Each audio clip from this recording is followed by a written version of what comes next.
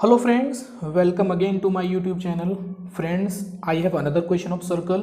You see, I have started reading it here. In the given figure, question is talking about this figure. An isosceles triangle ABC.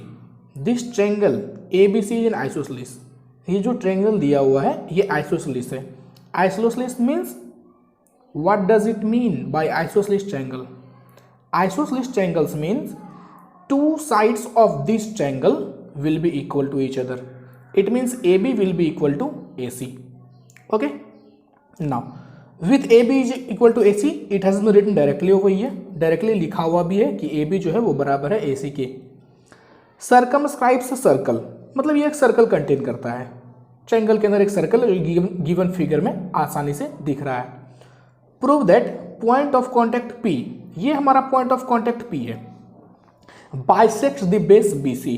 हम लोगों को proof करना है कि जो point of contact P है ये BC को बाइसेक्ट करता है, ये BC को बाइसेक्ट करता है, ये प्रूफ करना है. It means we have to prove that BP is equal to PC. जब भी हमको कोई भी ऐसा प्रूफ करना रहे जिसमें कि एक लाइन सेगमेंट है उसका दो पार्ट इक्वल दिखाना रहे, नहीं बाइसेक्ट मतलब क्या कि कोई एक पॉइंट है और वो उस पॉइंट के द्वारा जो given line segment two parts में बचता है वो दोनों पार्ट्स इक्वल होगा. हम लोगों को इसका मतलब ये प्रूफ करना है BP is equal to PC. Whenever the question is talking about bisects the base BC, bisects the line segment BC, it means BC हमारे पास एक लाइन सेगमेंट है, एक पॉइंट P है उसी लाइन सेगमेंट पर जो दोनों लाइन को इक्वल पार्ट में डिवाइड करता है, यानी कि हमको प्रूफ करना है BP is equal to PC. Now let's start करते हैं हम लोग प्रूफ करना. तो सबसे पहले हमारे पास क्या है, given. In given we should write ABC is an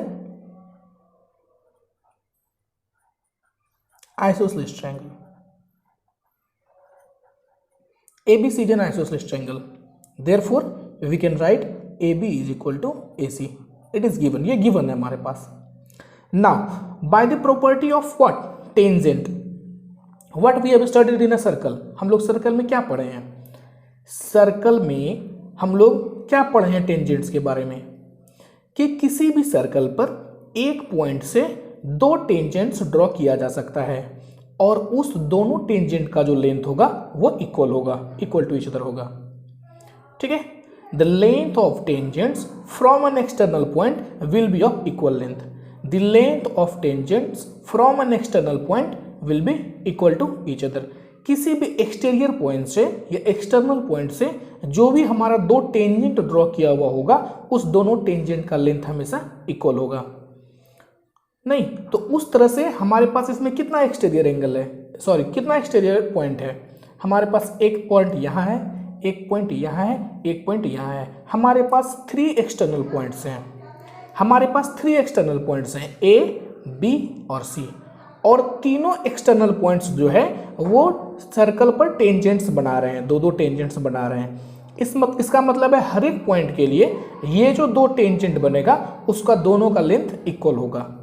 तो वही हम लोग लिखने जा रहे हैं. So we should write since A is an external point. चूंकि अगर A हमारा एक्सटर्नल पॉइंट होगा तो हम लोग लिख सकते हैं therefore AR is equal to AQ. अगर A एक्सटर्नल पॉइंट होगा तो ये दोनों जो टेंजेंट है AR और AQ ये दोनों इक्वल होगा. So therefore I have written here AR is equal to AQ. So similarly अगर B हमारा एक्सटर्नल पॉइंट होगा तो हमारा ये दोनों टेंजेंट इक्वल होगा. BR is equal to BP, BR is equal to BP. And in the same way when we start talking about C, अगर C हमारा एक्सटर्नल पॉइंट होगा then in that case CQ will be equal to PC. तो उस case में हमारा CQ जो है वो इक्वल होगा PC के. Okay. And we can write directly, तो हम लोग डायरेक्टली लिख देते हैं, बार बार लिखने की जरूरत नहीं है. PC is equal to CQ. बार बार लिखने की जरूरत नहीं है कि हमारा जब P एक्सटर्नल पॉइंट होगा तो B सॉरी बी जब एक्सटर्नल पॉइंट होगा तो B R is equal to B P होगा, फिर सी एक्सटर्नल पॉइंट होगा या एक्सटीरियर पॉइंट जिसको बोलते हैं, तो हमारा P C is equal to C Q होगा। बार बार सेम लैंग्वेज को नहीं लिखना है, ठीक है, तो हम लोग सिमिलरली करके लिख सकते हैं।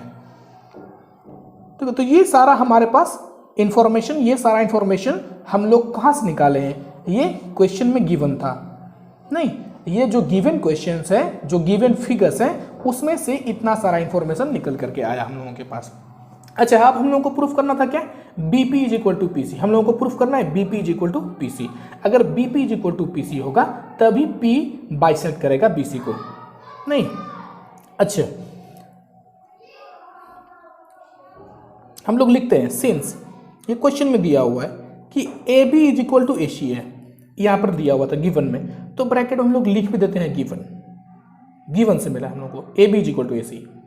अच्छा, जब हमारा A B is equal to A C होगा, जब ए बी हमारा ए सी के बराबर होगा, तो ए बी को हम लोग क्या लिख सकते हैं, A R plus R B. A B can be written as A R plus R B is equal to, A C को हम लोग लिख सकते हैं A Q plus Q C, A Q plus Q C, ये हम लोग आराम से लिख सकते हैं, ठीक है। अब अच्छा, ये हमारा जब ए आर हो गया तो ए आर को ए आर ही रहने देते हैं हम लोग, ठीक है। आर बी को भी आर बी ही रहने देते हैं, यहां पर बाद में हम लोग नाम चेंज करेंगे। यहां पर ए क्यू है तो A Q is equal to A R है यहां पर, है। अच्छा, ज्यादा समझने के लिए हम लोग इक्वेशन भी बना सकते हैं। यहां पर इसको इक्वेशन फर्स्ट कर देते हैं, इसको इक्वेशन सेकंड कर देते हैं, इसको इक्वेशन थर्ड कर सकते हैं, ज्यादा समझने के लिए, ताकि कोई कंफ्यूजन ना रहे। तो यहां पर हम लोग A Q is equal to क्या है, A Q is equal to A R है यहां पर, तो A Q is equal to A R है, तो ए क्यू की जगह पर हम लोग ए आर लिख सकते हैं। कहां से, ये इक्वेशन फर्स्ट से हम लोग लिए हैं यहां पर, ठीक है। प्लस क्यू सी को हम लोग क्यू सी ही रहने देते हैं।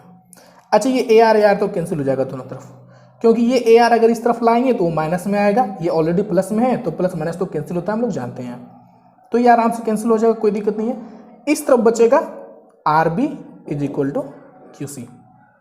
अच्छा, यहाँ इक्वेशन सेकेंड में हम लोग प्रूफ किए हैं कि B R is equal to B P, तो यहाँ भी आर बी हो या बी आर हो, बात एक ही है। तो इसका मतलब है जहाँ पर बी आर या आर बी होगा वहाँ पे हम लोग बी पी लिख सकते हैं, तो यहाँ पे हम लोग उसका नाम चेंज करके लिख दिए बी पी। अच्छा, यहाँ क्यू सी, यहाँ इक्वेशन थर्ड में हम लोग यहाँ पर दिए हैं कि क्यू सी इक्वल है पी सी के, यानी कि जहाँ भी क्यू सी या सी क्यू मिलेगा वहाँ पे हम लोग पी सी लिख सकते हैं, तो यहाँ पे हम लोग लिख दिए पी सी।